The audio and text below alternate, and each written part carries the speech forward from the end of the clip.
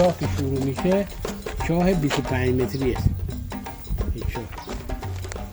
بعد میریم بالا چاه 25 متری. الان این محوطه بهش میگن گوردخمه، ولی گوردخمه نیست. گوردخمه اینجا هست.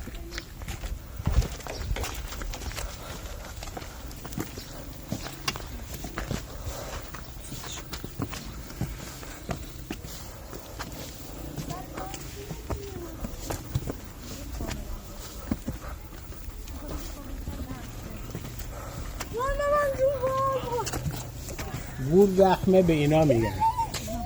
اینا در اون زمانه 3000 سال جلوتر که سن زیادی میکردن، تقریبا 200 سال 150 سال عمر میکردن مردمه. بعد به یه مرضی مبتلا میشدن که تو خونه دیگه میگذاشتنشون اینجا. بعد آب و نون چیزا می آورن بهشون میدن تا از دار دنیا برن. او وقت اینجا میگن گوردخمه. ولی حوض چه اینجا مخازن آب بوده. حوض چه 150 تا حلقه جا داره و حوض چه زدن.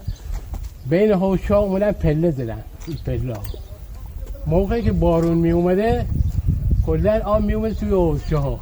این حوضچه ها ارتباط با هم دارن. بعد این چاه ها آب از ته نیست، آب از اطراف چکی میکنه. آب از اطراف چکی میکنه توی چاه از این حوضچه ها. حالا باید بریم بالا تا سر اون چاه ستونی.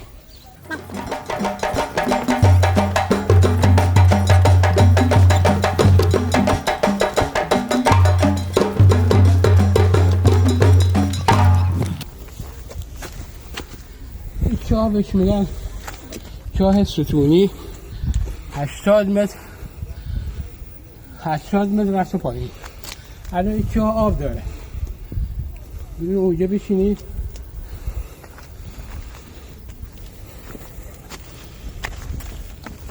مثلا طرف میشسته اونجا رو همون سنگه میشسته. یه چوبی بوده اینجا، یک کم بوده اینجا. بعد چربه کنیده اینجا هم جای پایه ها بوده. اینجا جای پایه چا بوده. زمانی که آب میکشیده آب قشنگ میومده اینجا. این قسمت از این قسمت آب میرفته پایین از چا.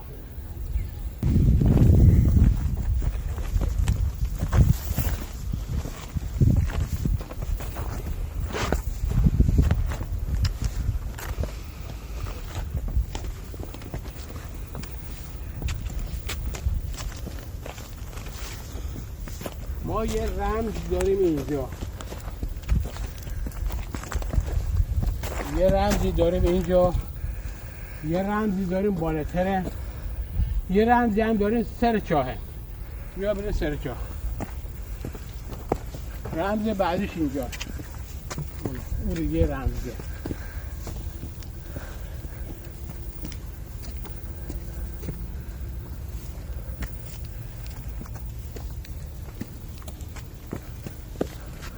یه رمز هم اینجاست. این رمزها هنوز مشخص نشده که چیه. و بعد کسی که میخواسته بره توی چاه چاه بکنه اینجا تناب میبستن. اینجا تناب بستنه. تناب که میبستن اینجا تناب میبستن، تناب میکنن پایین. برای سایبون این چاه اومدن اینجا جا درست کردن. نگاه کن این سولاقا اینجا اینا درست کردن. ولی قسمت هم سایبون درست کردن برای سایبون و اینجا مجبور کار بودن تا این چاه آماده کردن. بعد این چاه آبی که میکشیدن از این چاه، لبه ای چاه نگاه کنید. این لبه ای چاه با دله او وقت میکشیدن. برق چیزی نبوده اون زمان. دله هیچ برق چیزی نبود، دینا نبود. با دله آب میکشیدن، اینجا که میرختن میومده این قسمت، از این قسمت میرفته پایین برای حوضچه و چیزا. عزیز فعلا تموم شد. الان ما بندر سیراف بزرگترین بندر تجاری در ایران بوده در او زمان، زمانی که ساسانیان، پای تخت ساسانیان کاخ اردشیر بوده. کاخ اردشیر نزدیک فیروزآباده. بندر سیراف انتخاب کردن. برای چه بندر سیراف انتخاب کردن؟ برای این که هم از کاخ اردشیر تا اینجا نزدیکتره و هم عمق آب زیادتر است تا بندرهای دیگر. اصلون، نفتقی، کنگان، هر جا بری عمقش کمه، ولی عمق اینجا آبش زیادتره. عمق زیادتره و 300,000 نفر هم جمعیت داشته. شهر بزرگی بوده. از کاخ اردشیر تا سیراف کلا سنگفرش بوده. سال 367 یک بار زلزله شدید میاد، این شهر رو از بین میبره، یک قسمتی شهر میمونه.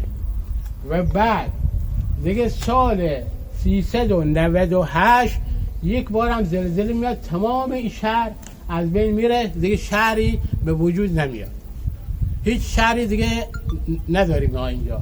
خب این شهر 7 کیلومتر بعد دریا جلو. شما اینجا که میبینین حاشیه نشین سیرافه. سیراف اصلی تو دریاست.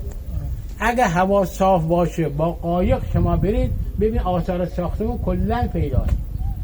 اگه شنیده باشین بندر طاهری، بندر طاهری همین جان، همین سیرافه. چرا بهش میگن بندر طاهری؟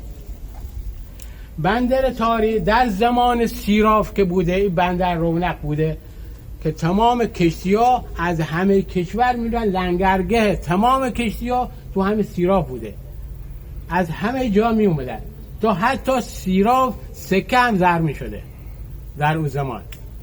بعدم که خب چرا میگن بندر طاهری؟ بندر طاهری در زمان سیراف که بوده، رونق بوده، یه پسر جوونی به نام طاهرنام از اینجا بلند میشه میره بحرین. بحرین هم تا سال 1350 جزء استان ایران بوده. بعدن دیگه چی؟ خب بعد به گوشش میرسه که سیراف زلزله اومده و سیرافی نمونده. پسر او پسر اما طاهر نام با خانواده‌اش میاد اینجا کوخه نشین میشه. این بندر آباد میکنه، میشه بندر طاهری. از نو میشه بندر طاهری. بندر طاهری بوده تا سال 1387 اومدن یه کنگره گرفتن، راجع به کنگره هم باتون صحبت میکنم. از نو گذاشتن سیراف. اصل سیراف اصلیش نیست، اسم اصلیش شیلوون، بندر شیلو، بعد شیلاو، بعد شده سیراف.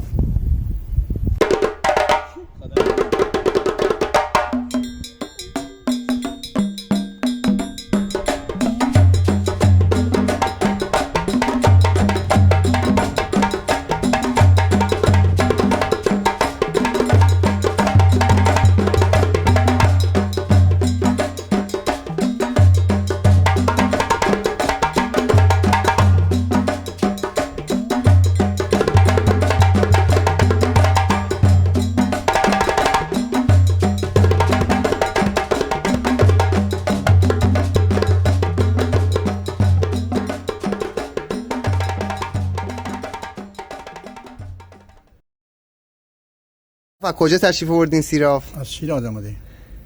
از شیراز. اسم شریفتون؟ ناصر جعفری. بعد سیراف قبلا هم اومده بودین؟ ما هر سال الان یاد میدم از 20-25 سالگی هر سال میم. بعد موقع از دوم عید میم تا حتی 13، بعد دور بعد 13 عاشق دریام فقط. نوا همه رو جمع میکنم، همه هم میارم. چند تا نوه دارین؟ نوان 14 تا. زنده با چند تا اولاد دارین؟ اولاد 7 تا. 5 دختر 2 پسر. یه پسری ماشی زدش فوت کرد رفت کما. الان 5 تا دختر یه پسر. 12 تا نوه دختری دارن 2 تا نوه پسری. هر سال هم میم سیراف. خیلی علاقه داریم با سیراف. یعنی عاشق دریام. حتی بعضی موقع سرما که تو دریا نمیره. پارسال اومدیم کنار دریا 3 روز بعد عید هیچ که دریا نمیره. من گفتم لباس خیسن اینجا صبح شنیدن گفتن این بالا قبر مال گبرا. گفتیم باید حتما بریم. بچه‌ها گفتن نه. گفتم باید حتما بریم. دیگه بچه‌ها جمع کردن گفتم فقط باید بریم قبرا نگاه کنیم. که دیگه آمدیم اینجا سوال کردیم. اول گفتن اینا قبره. بعد بنده خدا آقای کی بود اسمشون علیه علی عبدالله شریفی. گفت اینا قبر نبوده. اینا زمان مثلا شاید بگم 5000 سال پیشه. اینا آب میومده تو اینا جمع میشده یواش یواش میرفته این چاه پر میشده که دیگه اینجا الان این چایی که آخرین چون گفت اینا روش مثلا سرش پوشیدن که بتونن کار کنن. و خیلی لذت میبرن این دریا و طبیعت و دریا و خیلی من مثلا کلا شبان روز کار میکنم برای زن و بچه‌م که فقط بیاین تفریح. چی سر حالتون رو جا میاره؟ چه چیزی خود؟ دریا، طبیعت، کوه، بیابون، دشت، صحرا. با طبیعت خیلی خوشم میاد. با دریا، با نگاه آسمون شباب بخواب ببین چقدر با صفا. شباب بخواب مثلا از آسمون قشنگتر اصلا نداریم. داریم آسمون و دریا. حساب کن نگاه مردم کاخ ساختن، ویلا ساختن. دیدن اینا بهترن یا مثلا این ساختمونا؟ احسن. ساختون خود مثلا بنده بیا یه اینجا کوی بسازه بتونه.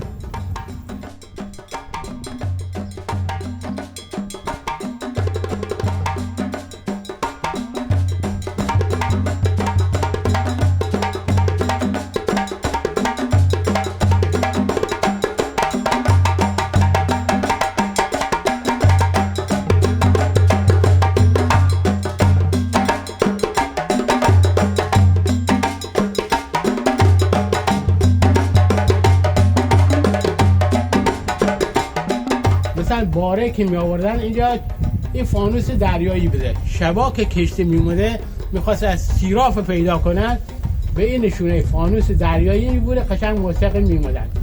حالا روزا چه کار میکردن کشتی ها که سیراف پیدا کنن؟ روزا اگر شما مسیر جمع که میرین پلو کوه پدریس یک کوی از این ور است مثل آینه است. با دوربین قشنگ او کوه هدف میگرفتن سیراف پیدا میکردن در روز ما.